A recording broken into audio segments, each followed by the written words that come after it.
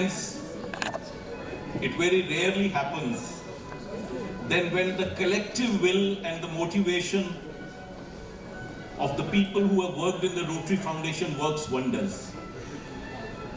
Just a few weeks back, there was this Rotary Foundation seminar in Chandigarh of District 3080, which is known to all of us because of the presence of our past Rotary International President Raja Sabuji.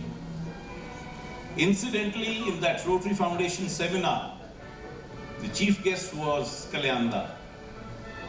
And along with that, Raja Sabuji was present, and I was there as the keynote speaker.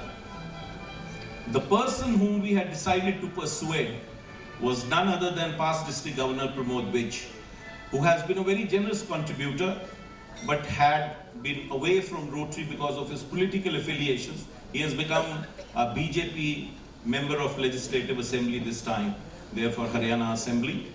But he was there in that seminar.